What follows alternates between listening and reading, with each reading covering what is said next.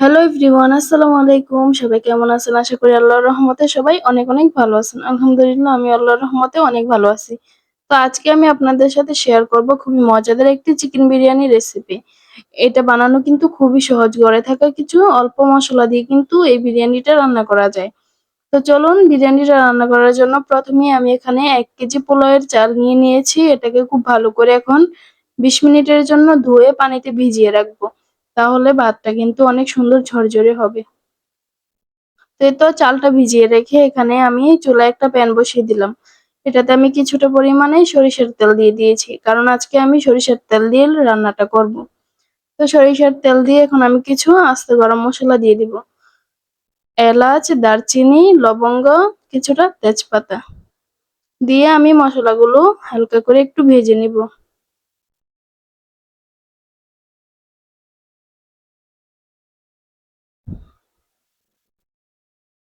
এই তো মশলাগুলো আমি একটু হালকা করে ভেজে নিচ্ছি। তারপরে এখানে আমি দিয়ে দিব কিছুটা পরিমাণে পেঁয়াজ কুচি। এই তো এখানে পেঁয়াজ কুচি দিয়ে দিলাম। তারপরে এটাকে আমি পেঁয়াজটাকে এখন খুব ভালো করে লাল লাল করে ভেজে নিব। তো এদিকে পেঁয়াজটা ভাজা ভাজা হতে থাক। অন্যদিকে আমি যেই চালটা ভিজিয়ে রেখেছিলাম আগে থেকে, সেই চাউলটা কিন্তু মোটামুটি বেশ অনেকটাই ফুলে গেছে। তো এই চাউলটাকে এখন আমি ভালো করে একটা জালিতে নিয়ে তারপরে এটাকে আমি পানি ঝরিয়ে রাখবো, যেন পানিটা খুব ভালো ভালো করে ঝরে যায়। তার জন্য এই তো একটা জালিতে নিয়ে নিলাম। তারপরে এই তো এদিকে আমার পেঁয়াজটাও খুব ভালো করে ভাজা ভাজা হয়ে গেছে। এখন আমি এটাতে মসলা এড করব। তো এখানে আমি দিয়ে দিলাম ২ চামচ আদা বাটা আর রসুন বাটা। তারপরে এটাতে আমি এখন লিকুইড দুধ দিব। কোনো পরিমাণে এখানে আমি পানি দিয়ে আজকে মাংসটা কষাবো না। তার জন্য এখানে আমি লিকুইড দুধ দিয়ে দিলাম কিছুটা পরিমাণে। এই তো তারপরে আমি এই লিকুইড দুধটা দিয়ে মিশিয়ে নিচ্ছি মসলাটা। তারপরে বাকি যে মসলাগুলো বাকি আছে আমি এখন সেই মসলাগুলো এখানে দিয়ে দিব। ১ চামচ পরিমাণে দিয়ে দিব মরিচের গুঁড়া। এই তো ১ চামচের থেকে একটু বেশি দিয়ে দিব ভাজা জিরে গুঁড়ো। তারপরে দিয়ে দিব ১/২ চামচ ধনিয়া গুঁড়ো। এখন এগুলো খুব ভালো করে মিশিয়ে নিব।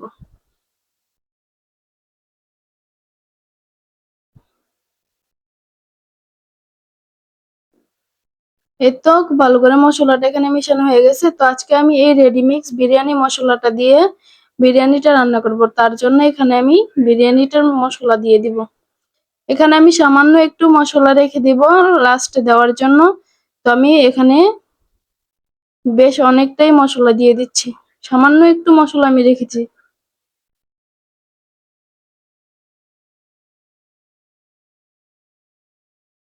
এই তো মসলাটা দিয়েও একটু ভালো করে নেড়ে চেড়ে এটা কষিয়ে নিচ্ছি। তো এখানে আমি দিয়ে দিব কিছুটা পরিমাণে টমেটো সস। আপনাদের বাসায় যদি টমেটো সস না থাকে তাহলে কিন্তু আপনারা এখানে টমেটো থাকলে সেটাও চিকন চিকন করে কেটে দিতে পারেন।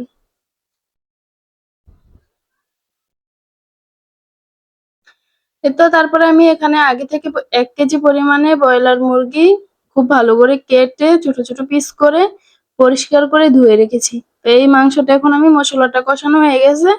এখন আমি মাংসটা ঢেলে দিলাম। এখন আমি মাংসটা খুব ভালো করে মসলার সাথে মিশিয়ে নেব।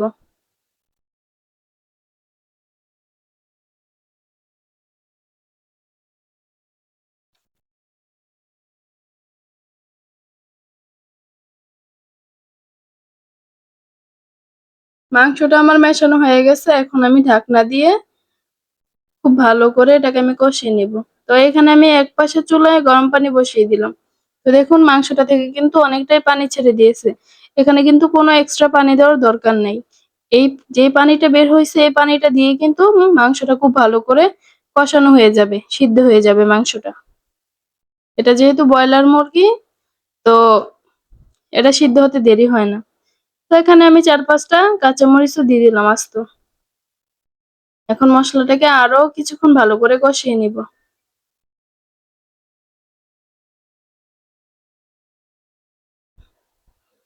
এর তো আরো কিছুক্ষণ কষিয়ে নেওয়ার পরে এখানে আমি কিছুটা সাদা আর কালো কিশমিশ দিয়ে দিব। এটা হচ্ছে একদমই অপশনাল।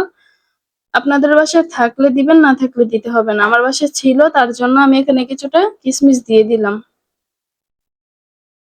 এটাকে আমি আরো কষাবো। মাংসটাকে আরো কিছুক্ষণ আমি খুব ভালো করে কষাবো। এখানে কিন্তু আমি এখনো কোনো পরিমাণে পানি এড করিনি। তো এখানে আমি প্রথমেই লবণ দিতে ভুলে গেছি, তার জন্য এখানে আমি 1 চামচের থেকে একটু বেশি লবণ দিয়ে দিলাম। তো এটাকে আমি এখন আরো কিছুক্ষণ কষাবো। খুব ভালো করে এটাকে কষিয়ে নিব।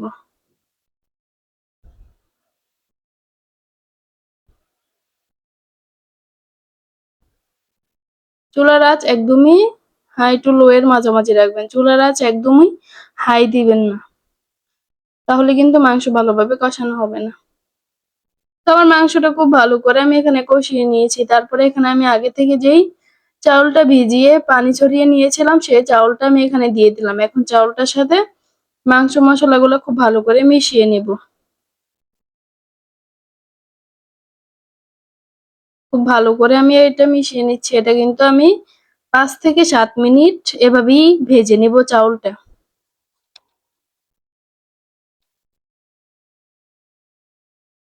এখানে আমি সাথে সাথেই পানি দিয়ে দেব না, চাউলটা খুব ভালো করে ভেজে নেব। তো এই তো দেখুন, আমি কিন্তু চাউলটা খুব ভালো করে ভেজে নিয়েছি। আপনারা কালারটা দেখলেই হয়তো বুঝতে পারতেছেন। তারপরে আমার একটু লিকুইড দুধ বাকি ছিল, আমি সেই লিকুইড দুধটা দিয়ে দিলাম। তারপরে এখানে আমি গরম পানি দিয়ে দেব। তো এখানে যেহেতু 1 কেজি চাউল, তার জন্য কিন্তু আমি এখানে 1.5 কেজি পরিমাণে পানি দিব।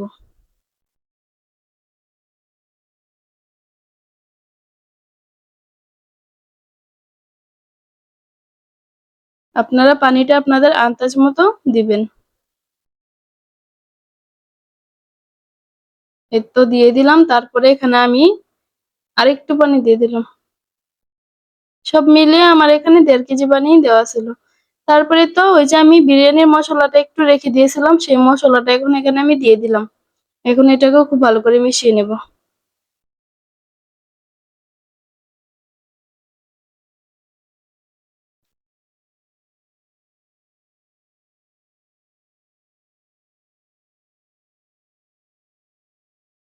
এই তো তারপরে এখানে আমি আরো কিছুটা কিশমিশ দিয়ে দিলাম। এখন এটাকে খুব ভালো করে বলক আনিয়ে নিব। এই তো দেখুন, আমার এটা কিন্তু খুব ভালো করে পানিটা অনেকটাই শুকিয়ে গেছে। এখন কিন্তু আমি এই অবস্থায় চুলাটা অফ করে দিব, কারণ যে পানিটা আছে এটা কিন্তু চাউলটা ভালো করে সিদ্ধ করবে, পানিটাও খুব ভালো করে শুকিয়ে যাবে। তো এতে এখানে আমি ভালো ফ্লেভারের জন্য কিছুটা ঘি অ্যাড করে দিলাম।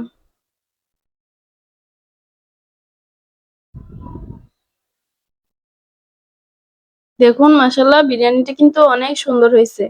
চাউলটা অনেক সুন্দরভাবে সিদ্ধ হয়েছে। আর দেখুন ভাতটা কিন্তু মাশাআল্লাহ অনেক ঝরঝরে হয়েছে। তো যারা যারা আমার চ্যানেলে নতুন, অবশ্যই আমার চ্যানেলটাকে সবাই সাবস্ক্রাইব করে দিবেন। আর আজকের আমার ভিডিওটা কেমন লাগছে সবাই অবশ্যই লাইক, কমেন্ট এন্ড শেয়ার করে দিবেন। ভিডিওটা কেমন হয়েছে জানাবেন। তো সবাই ভালো থাকবেন, সুস্থ থাকবেন। আসসালামু আলাইকুম।